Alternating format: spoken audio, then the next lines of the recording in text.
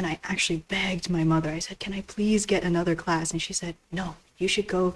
You still have your abacus classes, your piano classes, your arts classes. We can't just, put all our eggs in one basket and only have you do dance. But clearly in my heart, like, I just really wanted to dance because everyone was standing up to applaud for us. And then she saw me and we were just making eye contact. And because she couldn't applaud, she just looked at me and she said, thank you. Like, thank you. And then she just kept saying it as the curtain was closing. Today we talk with perhaps the most positive-minded person I know, Alison Chen. Alison started her dance training very young and was a star on the Shen Yun stage, where she traveled the world bringing classical Chinese dance to millions. Alison danced with Shen Yun until 2015 and now serves as vice chair of dance at Fei Tian College in Middletown, where she channels her passion for the arts into teaching and guiding the next generation of classical Chinese dancers. It's been a while. How have you been? I've been good. I'm trying to remember when the last time we had a conversation was. Yesterday or the day before. Well, okay, a couple days ago I reached out saying, hey, can you come and chat a little bit? But before then, I mean, we go back quite a ways. Yeah, we do. Like the first time I watched a Shen Yun show, you were the MC. That is way back. How many years did you actually perform with Shen Yun? I performed with Shen Yun for 7 years. So I first started performing in its 2008 global tour, and then I went up all the way to 2015. But what are you up to now? Now I'm mostly just teaching. I teach at a branch campus of Fei Tian College down at Middletown. Middletown, New York. Yes, Middletown, New York. So it's Fei Tian College at Middletown, and I'm currently the vice chair there at the dance department. Is this a recent promotion? A few years ago. Yeah. Okay. So what do you do as a vice chair?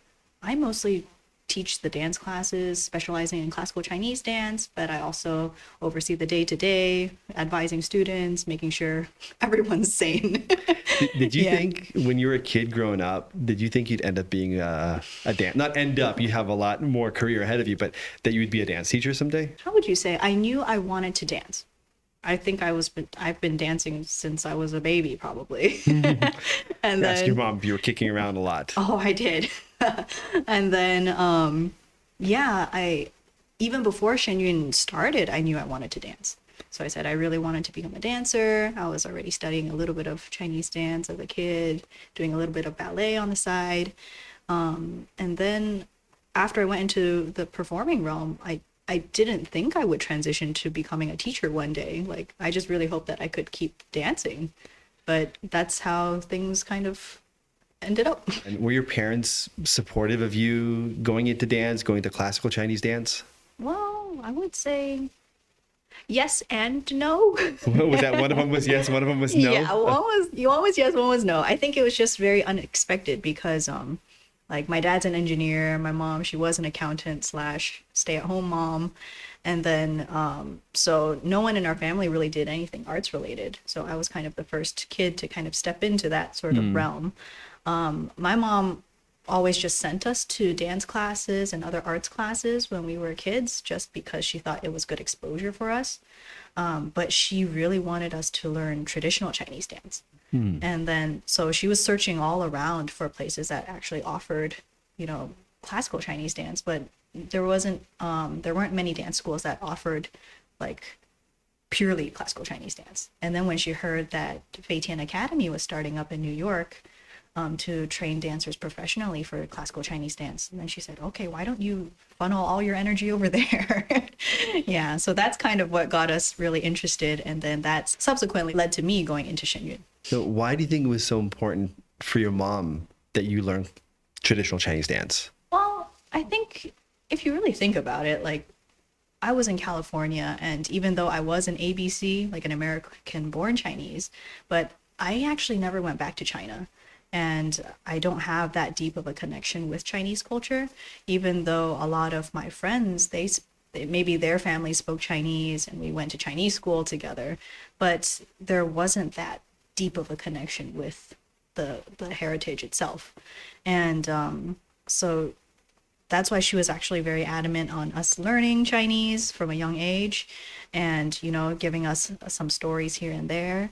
But I think for her, she really wanted me to dive deeper into that culture and, learning an art form that's so deeply rooted in Chinese culture, then you're already indirectly learning more about the culture. Was it hard for you as an ABC who is just, you're doing other kinds of dance and just doing different things, to then focus your energy on something that was so traditional Chinese and in some ways somewhat foreign to you?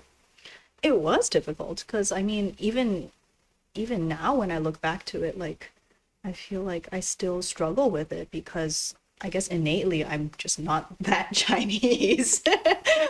When you perform classical Chinese dance, I've seen you perform. I've seen you in dance competitions. I've seen you on stages many times. You are able to bring out characters and the elements of the virtues that are behind the stories in a very remarkable way. How do you think it is that you were able to find that connection to the culture and the stories? Well, first of all, I think just learning more about it and then actually coming to Fei Tian and then getting opportunities to perform on practicum with Shen Yun. I think it has given us a lot more, I guess, how would you say, incentive to look into the history behind it. Because, at least for me, when I'm trying to portray a character and I don't know what that character is going through, the context of their environment, or any historical events happening during that time, if I don't know about that, it's really hard for me to portray that, So it really pushes you, to try to dive deeper about these characters. Yeah. Was it hard for you to move from California all the way across the country to New York to then go to a boarding school, leave your family, and start training in classical Chinese dance? Well, honestly, it was a dream come true. Leaving the family was a dream come Yeah. true? Well, I mean, not in the sense that I don't like my family, but because like really, when I was a kid, actually remember, for some reason when we were in middle school, they asked us, "What do you want to do in college?" And I didn't even go to high school yet, but I actually remember filling out, "I want to be a dancer." And I looked for schools across the U.S. for dance programs, and then just having an opportunity to go to dance for most of the day, that was really what I wanted. Because when I was studying dance as an amateur dancer, I could only go once a week, and I actually begged my mother. I said, "Can I please get another class?" And she said, "No, you should go. You still have your abacus classes, your piano classes, your arts classes. We can't just, put all our eggs in one basket and only have you do dance. But clearly in my heart, like I just really wanted to dance. So to be able to go to a boarding school and really focus on something that I really loved, I think I felt like I would not get an opportunity like that anywhere else. So that's why I was just really all in, like from the very beginning. And I came to New York with two of my other friends at first. So we had a little trial period to see if we could stay in the professional program. But after a while, they actually went home, because they didn't meet the standards at that time. So I was the only one that stayed, but because I easily made friends with everyone else in my class, so I actually just didn't really think too much about home. I wasn't like missing home or calling my mom and dad constantly or anything.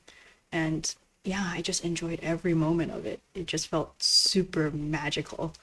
Yeah. What was magical about it? There are moments where I remember, because the Fei Tian Academy of Arts, the campus is very beautiful. It's very serene, and there are a lot of Tang Dynasty style buildings there. So I remember very clearly we would be training in the summer, and then we would open up the windows and you could hear like the Tang Dynasty style bells, like Like wind chiming. chimes, Yeah, yeah. like wind chimes, just blowing in the breeze. And then when you were tired, you could just go walk around the lake, and it was very serene. How would you tell somebody who's not part of Shen Yun and not part of the day-to-day life what life is really like? You definitely have a tight schedule where you're waking up early and then going into class and stretching and doing all the rehearsals. And then in between lunch and dinner time, you might have to learn extra roles, if depending on if you're a lead dancer or principal dancer. And then other times you might have to mentor other students or help each other out and do a lot of self-practicing. So it's definitely a very tight schedule. And then on top of that, you have all your academic work that you have to keep up with. So but I think it's actually has a lot to do with like how you organize it yourself, you know. Mm-hmm. What I mean by that is your schedule is set for you. You know, your schedule is set by the school, but mentally how you deal with it, you know, it and cope with a lot of that stress, you know, that's something that you have to do on your own. And then we definitely get a lot of support from our friends and our teachers, you know, but yeah, that's why I feel like everyone has a different experience Yeah. about their life at Shen Yun. Yeah. What kind of relationship did you have with your teachers, with your staff, people around you? I had a good relationship. Yeah. I had fun with a lot of people. Was there any teacher in particular who stood out in one way or another? Mr. Gu Yun really influenced me. Yeah, he's one of the professors at Fei Tian College. I feel like from him, I learned that as a teacher, you need to have mental clarity, and then you have to be articulate. And and then he said, once someone is your teacher, they're your teacher for life. So I tell my students that too. I'm like, oh, I'm your teacher for life now. Too bad. Yeah. Is there in Chinese culture like bringing an apple to your teacher? Is there a tradition that's equivalent to that? There is something, but I can't remember. Okay. I don't know if a lot of people realize this about you, but you're actually a very talented writer. Maybe before I was. You're a little I bit don't know about now. rusty now. I'm a little rusty now. But your blogs are still up on the Shen Yun Well, you website. were my first mentor, and you were a very good mentor. Well, I mean, I don't know. You had a writing talent for sure, and I always enjoyed reading your blogs, and it was so crisp, and your voice, your own natural approach to things, your view of the world. I mean, one of the ones that people still talk about now is talking about the fish light. Oh, Can you explain what is the fish light? fish light is like when you're looking forward, but in your peripheral vision, you still have awareness about people next to you. Yeah. And why do you call it fish light? Because in Chinese it's called yu guang, but then it's the same sound as yu also means fish. Yeah. And then guang is light. Yeah, So so- I call it fish light. People still today will say, hey, you got to see me through your fish light. Yeah. And so now you already have a master's degree, right? And all that was at Fei Tian College? Yes. So what was the master's degree in? Also classical Chinese dance. Okay. Yeah. Did you write a thesis for this? Yeah. What was it about? It was Do we really want to go into this one? I'm interested. It was an appreciative analysis on classical Chinese dance. Okay. So it was kind of more like taking an outsider approach on how to appreciate the aesthetic principles of classical Chinese dance, and sort of giving a side-by-side comparison to how the aesthetics of different dance forms are like. Yeah, including ballet, modern. Do you interact with people from other art forms that are doing ballet or modern? And do you have like this kind of cross-cultural or Yeah. cross-genre type of exchange? Yeah, a lot. Because actually, I guess this is kind of what I've been trying to spearhead with the dance department down here in Middletown. I'm really trying to get our dance students involved with the community and with other local dance companies and dance schools. And then a lot of times it ends up in a lot of different collaborations and a lot of different projects that we do. So what does a collaboration look like? Like, for example, every year we've been going with the Warwick Center for the Performing Arts, where we have a friend there. Her name is Melissa, and then she invites us back every year to do the Chinese tea dance portion of the Nutcracker. But historically, everyone does the Chinese tea dance in a very stereotypical way, and it's using ballet movements. But Melissa, she was super open about it, and she said, "Hey, how can you re-choreograph this piece and use classical Chinese dance?" So that's what I've been doing with her every year. But it's kind of interesting because every year I'll do a different rendition of it, even though it's the same music. It's the same Chinese tea dance music that Tchaikovsky used. But then we would do it with classical Chinese dance. Like we did a girls ensemble dance piece. We did a folk dance ensemble piece. We did one version with boys and girls. So every year's been kind of different. Is Yeah. this the one that's at Sugarloaf? Yeah, yeah. Yeah, I actually took my daughters to see it, I Oh, yeah. think I saw two you that years. year. They were some of the highlights of that show. I mean, during curtain call, they got a really big round of applause. Yeah, Yeah. that looks like a lot of fun. Yeah, it is a lot of fun. Yeah, sometimes we do. There was one time I worked with another friend. Her name is Elizabeth Flores, and then she runs the New American Youth Ballet. So we did some pieces where we collaborated to make a Chinese dance piece with a peacock. She said something that that really stood out to me. She was saying that when people's egos don't get in their way, then we can make something really beautiful. Do you ever have an experience with egos getting in the way? I had experiences with my own ego getting in the way. Okay, would you mind telling me about them? Well, let me think about that. I mean, I definitely did.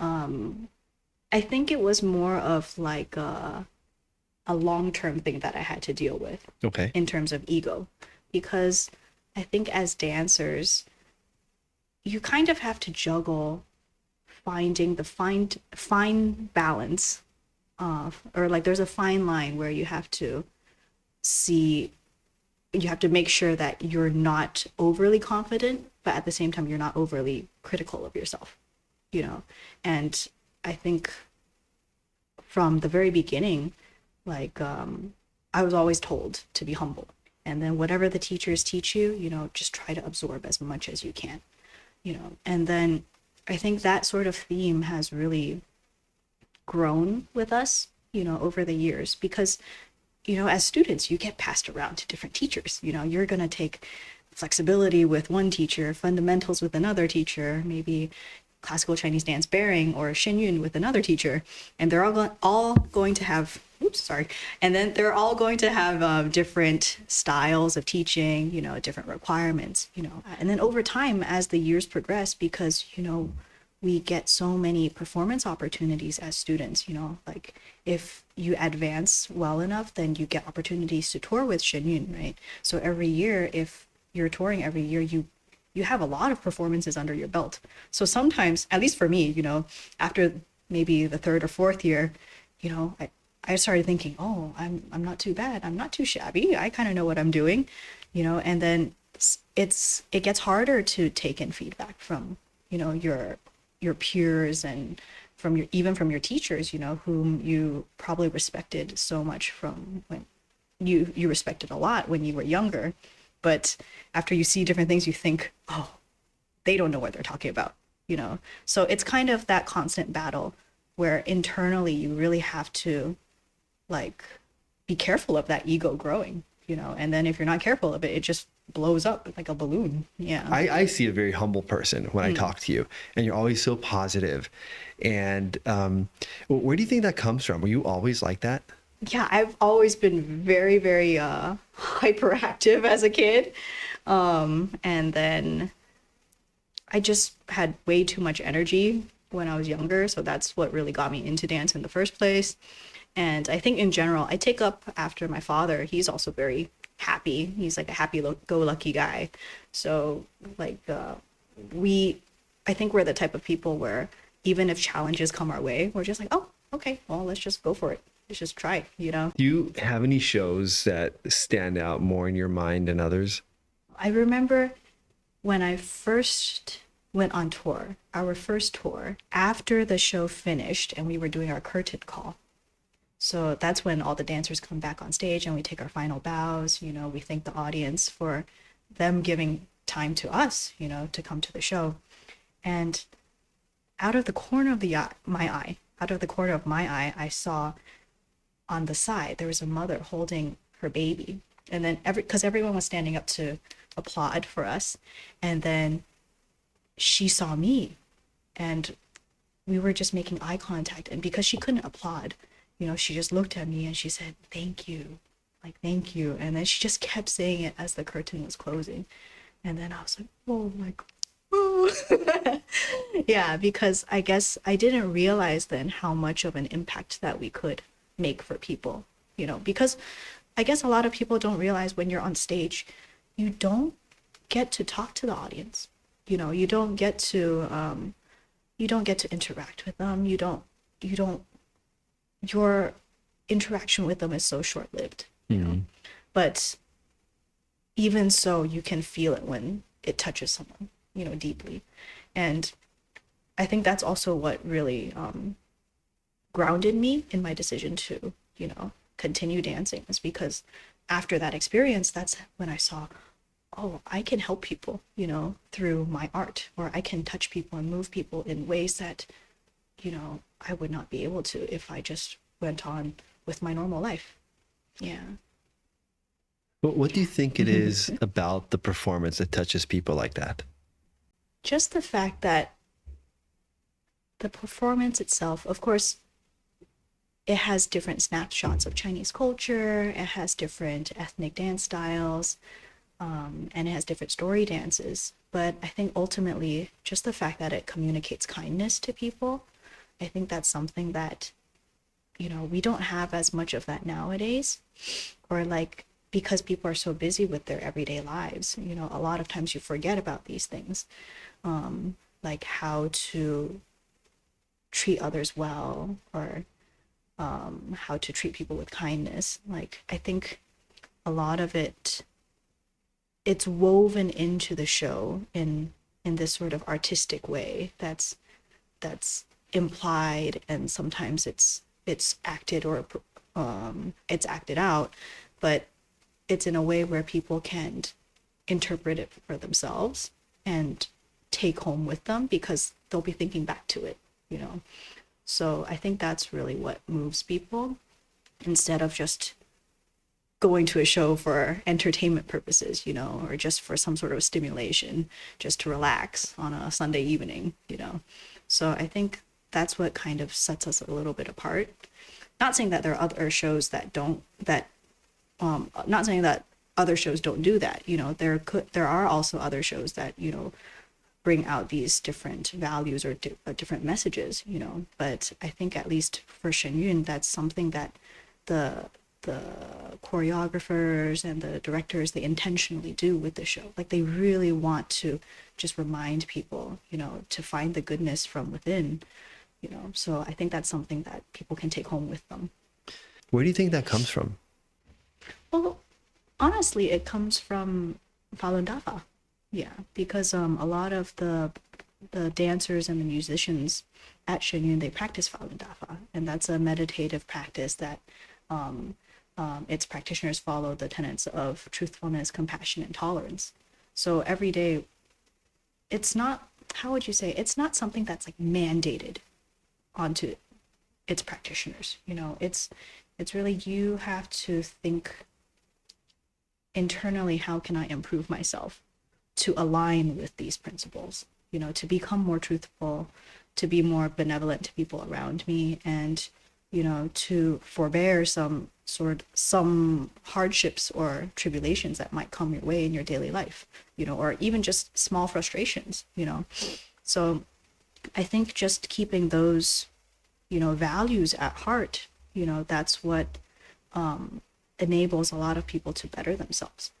And I know there are some people, you know, how would you say, when you're cultivating, you know, like you might do better in some regards and not as well in other regards, you know. So people are not perfect, you know.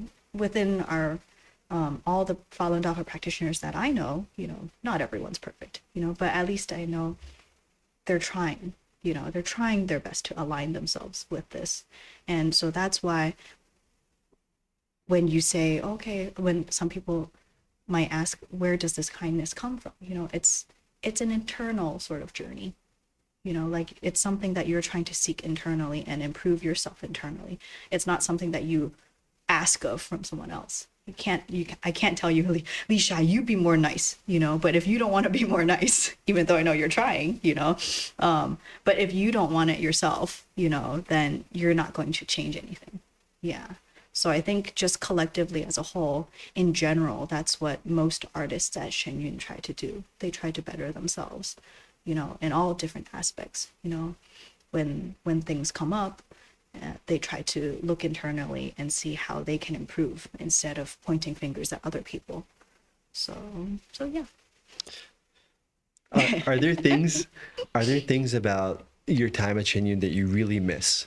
my days at Shen Yun were so much simpler than now, you know, versus as the vice chair now, I have to oversee so many different things.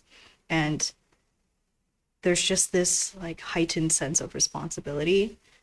But I think after I became the vice chair, I realized there's a lot of joy in serving other people. Like, how would you say? That's also something that translated from my career as a performer with Shen Yun into my career now. Because I didn't realize that, how would you say this? As a performer, I found joy in giving to the audiences as I performed. And when I first transitioned to teaching, I didn't realize that I could still do something similar, where it's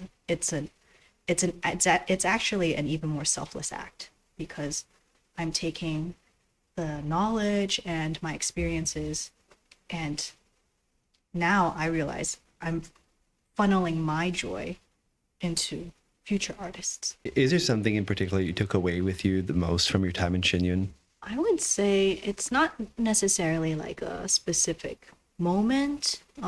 It's more of like a deep impression that, you know, the culture of the company has left with me. And that is, you know, to really not be so egotistical and to really be humble. And my students, they all know this, you know, whether I'm teaching little kids or high schoolers or college students, you know, in these past few years, I always tell them, don't be arrogant, you know, always be humble. Even now, you know, I always tell myself too, I firmly do believe that for me to even, you know, get all these so-called achievements, you know, like, yeah, I've been to dance competitions, so what?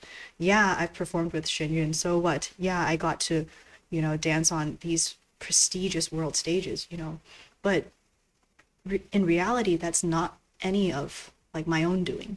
You know, I really firmly believe now that those were all opportunities that were given to me. You know, it's just that, like in Chinese, we say 天时地利人和. I just so happened to be in the right place at the right time, and I met the right people, and those people were willing to support me. So that's how I got here. You know, it's not from my own doing. It really isn't. Like maybe I do have my own interests and like specialties along the way, but if it wasn't for the support of other people, I would not be here. So I think when I see things like from that light, I don't feel the need to feel like really special, if that makes sense. Like I don't crave that anymore. That feeling of, oh, I want to be a superstar, or I want to be someone acknowledged for something special. You know, like I'm completely content now. At least I've reached that sort of peaceful state, I think, where I'm completely content with just being like an ordinary sort of artist and person out here now, you know, like, and I just want to take these experiences and share it with other people. So that's kind of a long-winded answer, but it's hard to compress everything that I've taken away from my experience in Shen Yun, because I really do feel like it was very, very valuable for me. A lot of people might feel like, oh, that's such a cliche thing to say, you know, but it's something that I've mulled over for years, you know, and I've thought it through. Like, it's something that won't really change in my heart, because I'm very grateful for all the opportunities that I got, whether it be at Fei Tian or performing with the company at Shen Yun. Like, and that's something that I want to continue, you know, whether it doesn't matter what environment I'm in, you know, but I do want to keep, you know, passing the torch in that way. You've already had so many different experiences. What are you looking forward to now, personally, professionally? Personally, well, to be honest, this year's been kind of slow for me. I'm expecting my first baby in a few months. So that's another title I can add to my multiple positions as a teacher, choreographer, vice chair, mom to be, former Shen Yun dancer. there you go, the whole spectrum. Yeah. Yeah, so I'm looking forward to that new chapter of life. Do you feel ready to be a mom? No. Yes, and well, how would you say? I'm prepared for the uncertainty. Yeah, let's just say it like that. And I firmly believe that I will make lots of mistakes along the way. And I firmly believe that it will look like a large child bringing up a small child. And I will probably play more than the kid. But yeah, I'm just going to take it one step at a time because, no one can be ready for it. No matter how many books and how many videos, I consume, I don't think I'll be ready for it. And it will be a new experience in itself. Yeah. It's a very magical experience. Yeah. But I mean, it's also like, how would you say? I don't have any expectations really of my child other than I hope that they're kind and I hope that, they develop both intellectual and emotional intelligence so that they can experience the world around them. And lastly, I hope that they can have a sense of humor. Yeah. Alison, it's really good to talk to you. Thank you.